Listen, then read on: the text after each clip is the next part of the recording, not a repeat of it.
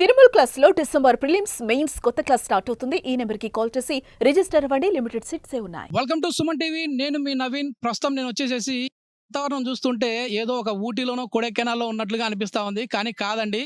నేను వచ్చేసి ఇప్పుడు కుప్పంలో ఉన్నాను. సో ఇక్కడ రైతులు అంటే ఇతర ప్రాంతాలలో ఉన్న రైతులు ఈ సమ్మర్లో చాలా ఇబ్బందులు పడుతూ ఉంటే, కానీ మాత్రం మా పంట దిగుబడి బాగా వస్తుంది అని చెప్పేసి రైతులు అంటా ఉన్నారు. దానికి కారణం ఏంటనేది వీరిని అడిగి తెలుసుకుందాం.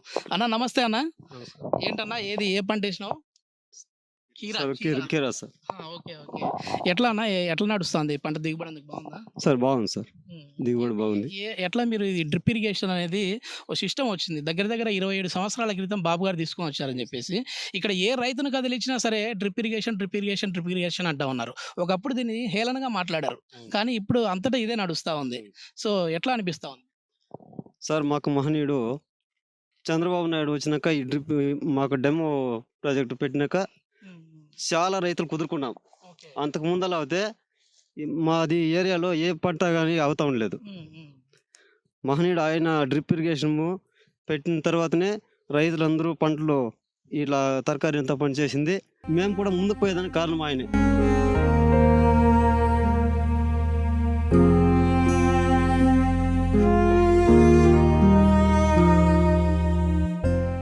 ఏ విధంగా ఉపయోగపడతా ఉంది మీకు ఈ డ్రిప్ ఇరిగేషన్?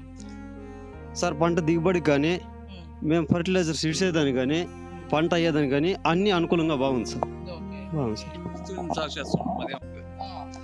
ముందు మామూలుగా డ్రిప్ లేకముందు అయితే 1 ఎకర్ వ్యవసాయం చేస్తూ ఉన్నాళ్ళు. ఇప్పుడు 4 ఎకరాలు చేస్తూ ఉన్నాం.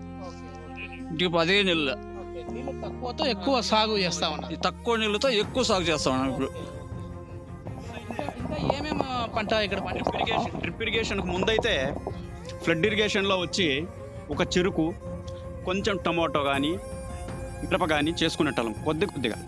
ఇప్పుడైతే భారీగా టమోటా కానీ ఆల్మోస్ట్ ఆల్ హార్టికల్చర్ క్రాప్స్ అన్నీ చేస్తున్నాం. పూల మొక్కలు కానీ, ఈ కీరదోసలు కానీ అన్నీ ఆల్మోస్ట్ ఆల్ అన్నీ చేస్తున్నాం.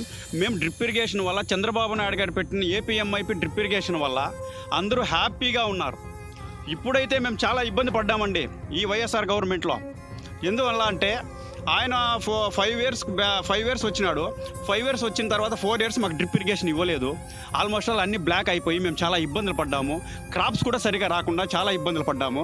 ఇప్పుడు 1 ఇయర్ తర్వాత పెట్టాడు. 1 ఇయర్ తర్వాత పెట్టిన తర్వాత కూడా 7 సంవత్సరాలు అయిన వాళ్ళకి మాత్రమే 90%లో డ్రిప్ అన్నాడు. అస్సలు మేము 7 ఇయర్స్ అంటే ఇంతకు ముందు చంద్రబాబు నాయుడు గవర్నమెంట్లో 5 సంవత్సరాలకే డ్రిప్ ఇరిగేషన్ ఇచ్చేవాళ్ళు. ఎస్సీ ఎస్టీ సామాన్య రైతులు మాలాంటి చిన్న రైతులకైతే 100% సబ్సిడీతో ఇచ్చిన మహాత్ముడు ఎవడు అంటే చంద్రబాబు నాయుడు. ఈయనేమరంటే కులం చూడం, మతం చూడం, అందరూ సమానమే అన్నాడు. ఇప్పుడు అందరికీ సమానమే చేస్తున్నాడు. మాలాంటి చిన్న వాళ్ళు ఎస్సీ ఎస్టీలు కూడా 90% సబ్సిడీ అంటే చాలా తలకాయ నొప్పి ఉంది. ఆల్రెడీ డ్రిప్ డీడీలు కట్టే దాంట్లో కూడా ఎక్కువ అమౌంట్ కట్టించుకుంటున్నాము. చాలా తొందరపడుతున్నాము. మాకు drip irrigation introduce Chandrababu Naidu గారు వల్ల ఈరోజు మేము హార్టికల్చర్ క్రాప్స్ చేస్తున్నామంటే మేము చాలా సంతృప్తి పడుతున్నాం, చాలా సంతోషంగా ఉన్నాం. ఈ డ్రిప్ ఇరిగేషన్ వల్ల ఈ పంట సాగు ఏ విధంగా నడుస్తుంది అనేది అయితే లైవ్లో రైతన్నను తీసుకొని మనం ఒకసారి వెళ్ళి చూద్దాము. అదేవిధంగా మాట్లాడుతూ మనం ఒకసారి డిస్కస్ చేస్తూ అక్కడ పంట చూపిద్దామండి. ఎందుకంటే ఎండాకాలంలో చాలామంది రైతులు ఇబ్బందులు పడుతూ ఉన్నారన్న నీళ్లు లేక. నిజంగా విజనరీ లీడర్ అనడానికి ఒక నిదర్శనం అన్నట్లుగా కనపడతా ఉంది. ఎప్పుడో 27 సంవత్సరాల క్రితం ఇక్కడ మనకు వచ్చేసేసి ఇక్కడే ప్రాజెక్టు స్టార్ట్ అయింది అనుకుంటా కదన్న. ట్రయల్ ఇజ్రాయెల్ ప్రాజెక్ట్ ఇక్కడే స్టార్ట్ అయింది 1997లో. దాదాపుగా 27 సంవత్సరాలు అవుతా ఉంది. సో ఇప్పుడు ఈ పంట చూడండి, ఒకసారి ప్యాన్ చేసేసుకోండి. ఇటు సైడు చూడండి నీట్గా. అసలు ఇది ఇప్పుడు ఏంటన్నా టమాటా ఇది వచ్చి సాహిత్ 3-4 వెరైటీ టమాటా నాటినాము. నాటి 1.5 month అయింది. ఇప్పుడు పిందె ఫ్లవరింగ్ వస్తూ ఉంది.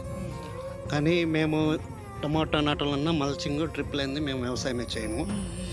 చూడండి అసలు ఇంత క్రాప్ ఇది వస్తుందన్న. దీనికి వాటర్ ఎక్కువ కావాలి కదా, కీరాకి కానీ టమాటాకి కానీ. కీర దోసకాయలకి ఎక్కువ కావాలా, టమాటాకి తక్కువ ఉన్నా కూడా అడ్జస్ట్మెంట్ అవుతుంది. ఓకే, కానీ ఎక్కువ కావాలన్నా దిగుబడి మాత్రం దిగుబడి బాగానే వస్తుంది. ఒకసారి ఈ డ్రిప్ ఇరిగేషన్ అనేది ఎట్లా పనిచేస్తుంది అనేది నాకు ఏమైనా చూపిస్తారా లైవ్? చూ డ్రిప్స్ అంటే ఎట్లా? ఇది పైపులు పెడతా ఉన్నారు. ఇప్పుడు ఇక్కడ డ్రాప్ బై డ్రాప్ వాటర్ వస్తుంది కదా, అది సరిపోతుందా పంటకి? ఈ ఫర్ అవర్కి 2 లీటర్స్ వచ్చే దీనివల్ల ఏమైందంటే మనకి ఎంత అయితే చెట్టుకి వాటర్ అవసరమో అంతే వాటర్ వస్తుంది సార్. దానివల్ల మనకి వాటర్ కూడా సేవ్ అవుతుంది సార్. దీనివల్ల మనకు మెయిన్ ఏమేంటి, మాకైతే ఈ భూగర్భ జలాలు అడగంటిపోయి ఆయన వచ్చిన తర్వాత ఎప్పుడైతే మాకు డ్రిప్ ఇచ్చారో మాకు తక్కువ వాటర్లో మోర్ క్రాప్ వస్తాం సార్. రాష్ట్ర వ్యాప్తంగా కూడా ఇతర ప్రాంతాల్లో కూడా ఇప్పుడు ఈ డ్రిప్ సిస్టమ్ అనేది అయితే చాలా వరకు మంచి ఫేమ్లో ఉంది ఇది. సో రైతులకి తక్కువ నీటితో ఎక్కువ వ్యవసాయం అంటే ఎక్కువ దిగుబడి ఇచ్చే విధంగా కూడా ఉంటుంది. ఎక్కువ పంట ఒకప్పుడు మేము 1 ఎకరా 2 ఎకరాలు చేసేవాళ్ళము, ఇప్పుడు ఆ 2 ఎకరాలకు సరిపోయేది మేము 5 ఎకరాలకు సరిపోతా ఉంది నీరు అని చెప్పేసి అంటూ ఉన్నారు. అంటే నీరు అనేది వృధా కాకుండా పోతా ఉంది అని చెప్పేసి అంటూ ఉన్నారు. ఇంకా ఏంటన్నా ఇప్పుడు ఈ 5 సంవత్సరాలలో కుప్పం అనేది ఏ విధంగా అభివృద్ధి జరిగిందంటే ఏం చెప్తారు? ఎందుకంటే బాబు గారు 30 సంవత్సరాల నుంచి ఇక్కడ ఉన్నా సరే అభివృద్ధి జరగలేదని చెప్పేసి అధికార పార్టీ వాళ్ళు అంటా ఉన్నారు, లేదు అభివృద్ధి జరిగిందని చెప్పేసి టీడీపీ వాళ్ళు అంటా ఉన్నారు. సామాన్య జనాలు మీరేమంటారు? చంద్రబాబు నాయుడు కుప్పానికి వచ్చినాకే అభివృద్ధి చెందిండేది. వైసీపీ గవర్నమెంట్ వచ్చినాక జల్దిగానపల్లి పంచాయతీకి 1 లక్ష రూపాయల వర్క్ కూడా చేయలేదు. అదే చంద్రబాబు నాయుడు 5 సంవత్సరాల్లో 5 కోట్ల రూపాయలు సిమెంట్ రోడ్లు కానీ, తార్ రోడ్లు కానీ, డ్రైనేజీలు కానీ, వాటర్ ట్యాంకులు, కమ్యూనిటీ బిల్డింగ్లు అన్నీ అభివృద్ధి చేసింది మాత్రం చంద్రబాబు నాయుడు. ఏంటంటే అధికార పార్టీ వాళ్ళేమో ఏమి జరగలేదంటారు, సామాన్య జనాలేమో లేదు మాకు ఆయనే ఎప్పుడో ఆయన తీసుకొని వచ్చిన దాని వల్లే మేము ఇప్పుడు ఆనందంగా ఉన్నామని చెప్పేసి అంటూ ఉన్నారు. గతంలో మనం కొన్ని వీడియోస్ కూడా చేశాము, సెరికల్చర్ గురించి కూడా అక్కడ రైతులు అదేవిధంగా చెప్పారు. తర్వాత గ్రీన్ హౌస్ ప్రాజెక్టుకి సంబంధించి కూడా ఇక్కడే ఆయన తీసుకొని వచ్చారు. అదేవిధంగా 50% సబ్సిడీ కూడా ఇచ్చారని చెప్పేసి అంటూ ఉన్నారు. గ్రీన్ హౌస్కి సంబంధించి కూడా సబ్సిడీ ఇచ్చారని చెప్పేసి రైతులు అయితే ఆనందపడతా ఉన్నారు. సో ఇంకా ఏంటంటే రేపు అనే రోజు చంద్రబాబు గారు మళ్ళీ నేను ముఖ్యమంత్రి అయితే దీన్ని వచ్చేసేసి ఒక మినీ బెంగళూరుగా తయారు చేస్తా అంటా ఉన్నారు. అది నమ్మశక్యంగా ఉందా? సామాన్య జనాలు నమ్ముతా ఉన్నారు? 100% నమ్ముతా ఉన్నాం. మాకు ఇప్పుడు దగ్గరలోనే 10 కిలోమీటర్లలో ఎయిర్పోర్ట్ ఇదవుతా ఉంది. మా ఎయిర్పోర్ట్ పడినాక మా కూరగాయలు వితిన్ 2-3 అవర్స్లో ఢిల్లీలో కానీ, బాంబేలో కానీ మేము మార్కెటింగ్ చేసుకునేకి బ్రహ్మాండంగా అనుకూలంగా ఉంటుంది.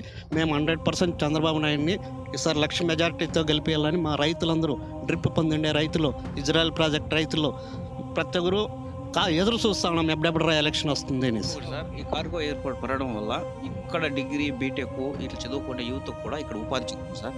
ఈ కార్గో ఎయిర్పోర్ట్ వల్ల దగ్గర ఉండే యూత్ అంతా కూడా అక్కడ వాళ్ళు పని చూసుకుంటారు కాబట్టి నిరుద్యోగ యూత్ను కూడా తగ్గించే ఆస్కారం ఉంది సార్. ఆయన వల్ల ప్లేస్మెంట్లు దొరుకుతాయి, పిల్లలు ఆనందంగా ఉంటారు, వాళ్ళ ద్వారా తల్లిదండ్రులు కూడా ఆనందంగా ఉంటారు. ఉద్యోగాలు వస్తాయని నమ్ముతా ఉన్నారండి. అంటే మామూలుగా ఆయన నేను వచ్చేసేసి ఒక మినీ బెంగళూరు అంటా ఉన్నారు, తర్వాత వచ్చేసేసి హైటెక్ సిటీని ఎట్లా చేస్తానో అట్లా నా కుప్పాన్ని చేస్తానంటా ఉన్నారు. వీళ్ళేమో ఎద్దేవా చేస్తా ఉన్నారు, ఇన్నాళ్ళ నుంచి చేయలేవు కదా ఇప్పుడు ఎట్లా చేస్తావు అంటా ఉన్నారు. సార్ ఇప్పుడు ఒకటి వాళ్ళు అక్కడ సైబరాబాద్లో తీసుకుంటే టవర్స్ కట్టారు సార్. అప్పుడేమన్నారు ఇక్కడంతా కూడా గుట్లు అవి ఇవి ఉన్నాయన్నారు. కానీ ఈ రోజు తీసుకుంటే ప్రపంచంలోనే నెంబర్ 1 స్థానంలో హైదరాబాద్ని కూర్చోబెట్టాడు ఆయన అనుకుంటే చేయగలరు సార్. ఇప్పుడే మాకు ఇక్కడ ఉన్న PES ఉంది సార్. PES ఉన్నప్పుడు కూడా గుట్లే ఎక్కువ ఉన్నాయి. PES తీసుకోవడం వల్ల మాకు ఏమైందంటే హెల్త్ పరంగా మాకు చాలా ఈజీ అయింది సార్. ఇంతకుముందు అయితే 40-50 కిలోమీటర్ల కోలారు కానీ, బెంగళూరు కానీ పోయే పరిస్థితులు ఉంది సార్. ఇప్పుడు ఎమర్జెన్సీకి ఏదైనా యాక్సిడెంట్ అయితే వితిన్ ½ అవర్లో మేము PESకి పోతున్నాము. మాకు అక్కడ వైద్యం ఈజీగా అందుతా ఉంది, ప్రాణభయం లేకుండా మేము ఈజీగా ఉంటున్నాము. ఇది మొత్తం మీద కుప్పం అయితే చాలా వరకు అభివృద్ధి జరిగింది అని చెప్పేసి సామాన్య ప్రజలు అయితే చెప్తా ఉన్నారు. ఇంకా మనం వచ్చేసేసి సెరికల్చర్కి సంబంధించి అంటే పట్టు పరిశ్రమకు సంబంధించి కూడా ఇంకా అభివృద్ధి జరిగిన ప్రాంతాలు అయితే ఉన్నాయి, వాటిని కూడా సందర్శిద్దాం. ఎందుకంటే బయట జనాలకి అసలు ఇక్కడ అభివృద్ధి జరగలేదు అంటే నిజంగానే జరగలేదా అని చెప్పి తెలుసుకునే ప్రయత్నంలో భాగంగా అయితే మేము వచ్చాము. బయటికి మాత్రం నిజంగానే ఇక్కడ ఏమీ లేదేమో అన్నట్లు అనుకుంటా ఉన్నారనే ఉద్దేశంతో ఇప్పుడు గ్రౌండ్ లెవెల్కి వచ్చి మరి ఇక్కడ నిజంగా జరిగిందా లేదా అనే తెలుసుకునే ప్రయత్నం చేస్తూ ఉన్నాం. చాలా వరకు అయితే మేము సంతోషంగానే ఉన్నాము. ఈసారి బాబు గారిని 1 లక్ష మెజార్టీతో గెలిపించుకుంటాము అని చెప్పేసి ఇక్కడ ప్రజలు చెప్తా ఉన్నారు. మరి 30 సంవత్సరాలలో జరిగిన అభివృద్ధిని కేవలం 5 సంవత్సరాల్లో నేను మళ్ళీ ఇంకా దానికి డబల్ చేసి చూపిస్తానని బాబు గారు అంటా ఉన్నారు. చూద్దాం మరి రాబోయే రోజుల్లో ఏ విధంగా ఉంటుందని. Thank you. సుమన్ టీవీలో మీ పర్సనల్ అండ్ బిజినెస్ ప్రమోషన్స్ కోసం కింది నెంబర్కి కాంటాక్ట్ చేయండి.